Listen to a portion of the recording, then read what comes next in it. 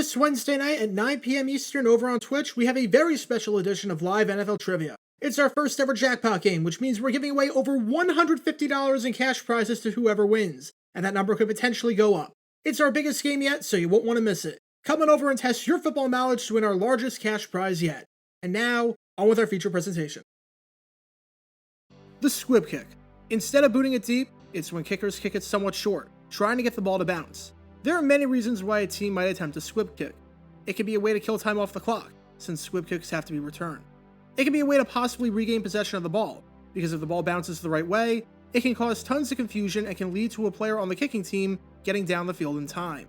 It can be a way to avoid a big return, and to keep the ball out of the hands of the opposing team's primary returner. When a squib kick is done right, it can be a thing of beauty. But when it's done wrong, well, it can be so disastrous that it ends a team's chances of winning the game and torpedoes an entire team's season. And Bud Grant and the Minnesota Vikings found this out the hard way in 1985.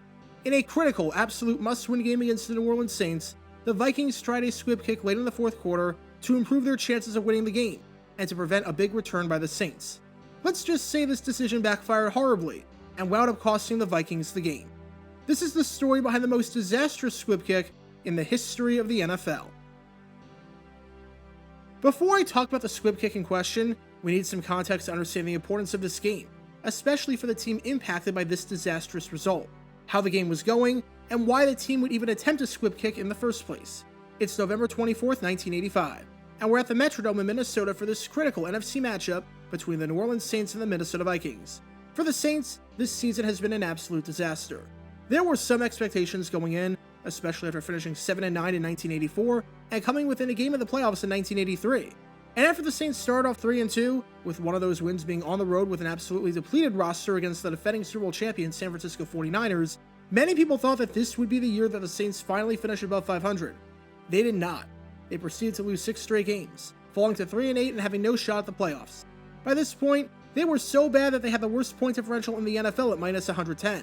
And head coach Bum Phillips would resign the very next day after this Vikings game.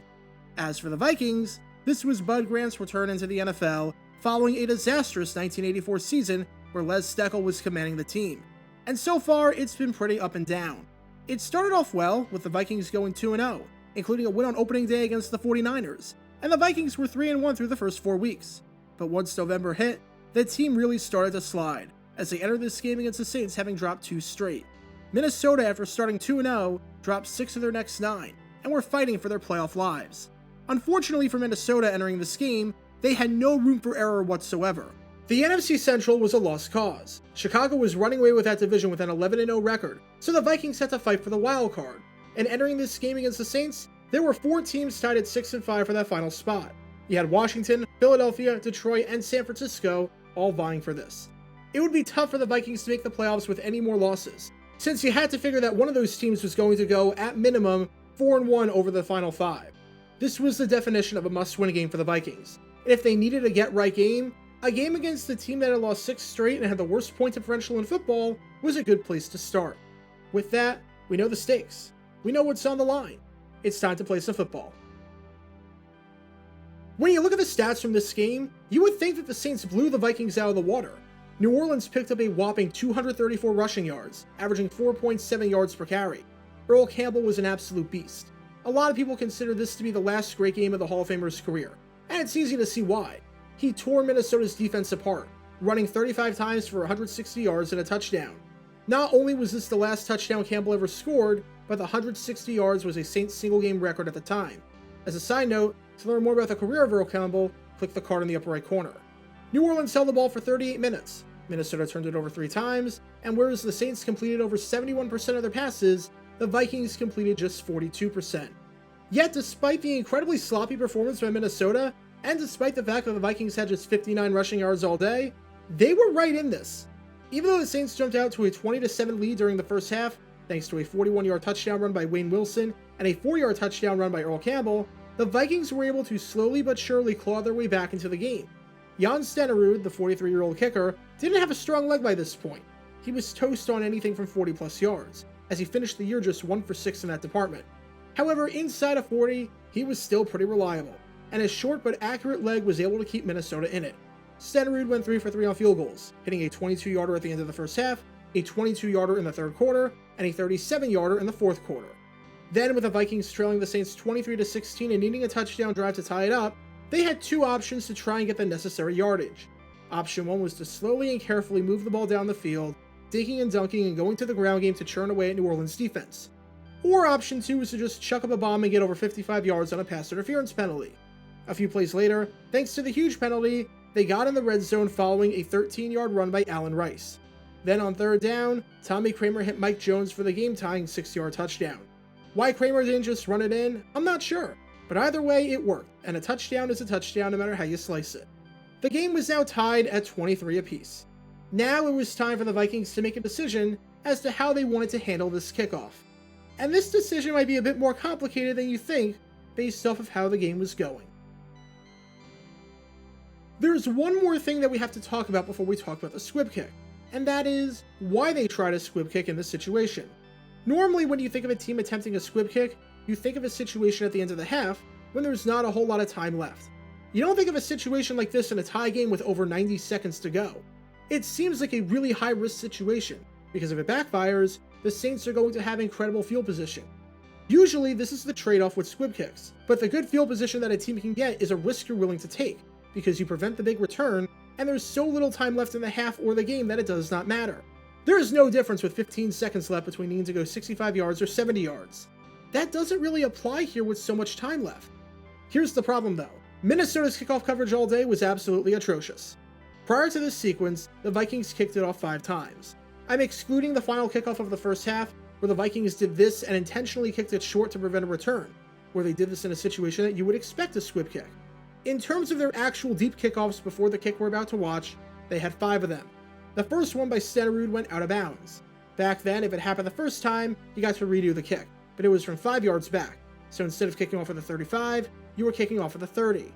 In terms of the 4 kicks that got returns, one was fielded at the 10 and went all the way to Minnesota's 46-yard line.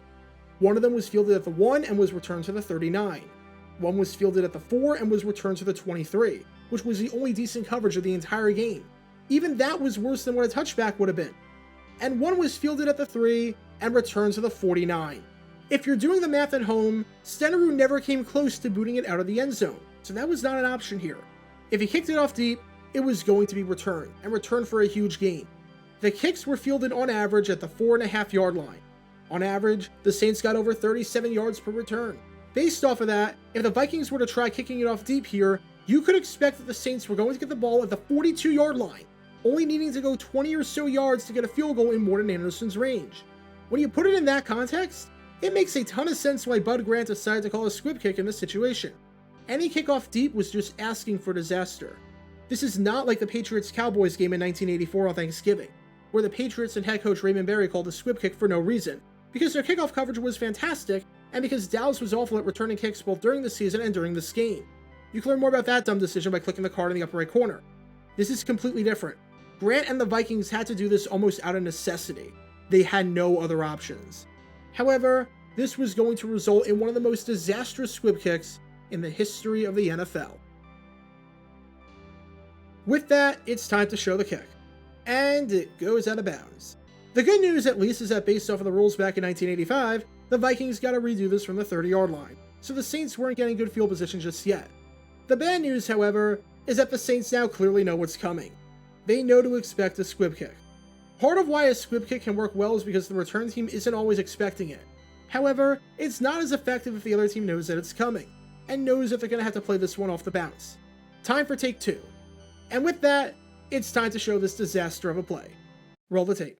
Stenerud goes down the middle with another bounder.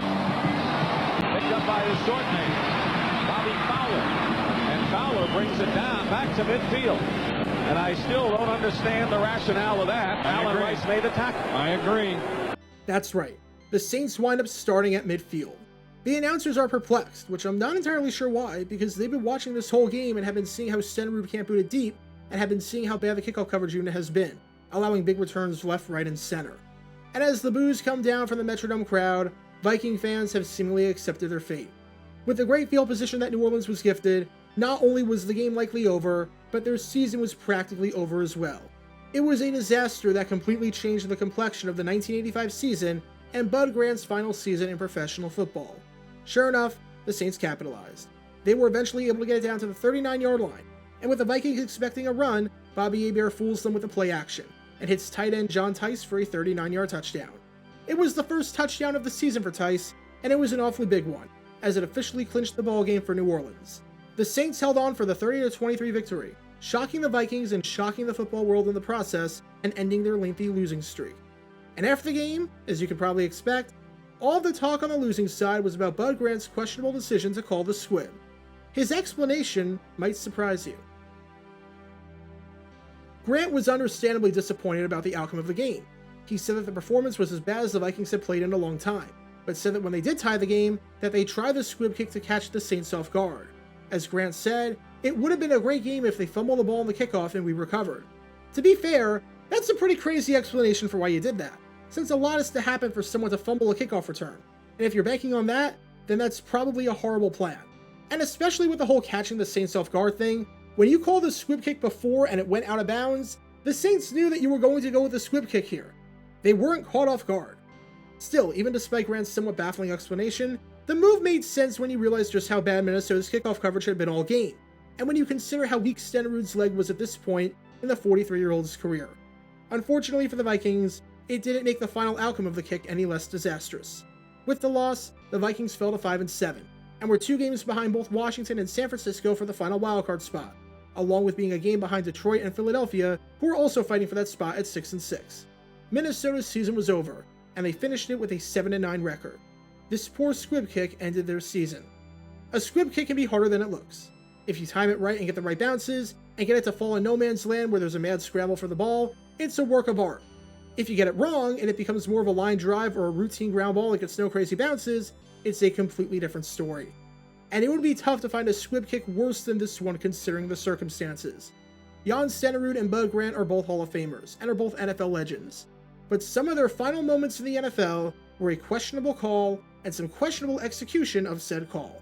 The next time anyone says special teams aren't important, the 1985 Vikings, especially when it came to this game against the Saints, would beg to disagree.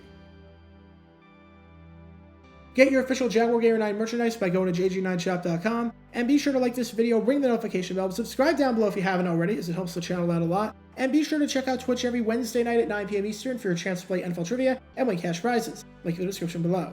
If you want to see videos like this condensed down to 60 seconds, then follow me on TikTok at JaguarGator9, and subscribe to 60-Second NFL History on YouTube. To see highlight videos of players throughout the history of the NFL, subscribe to JG9 Highlights. Also, special thanks to all of our Patreon supporters for helping out the channel. Your support is greatly appreciated. See how you can become a patron and request future video topics in the description below.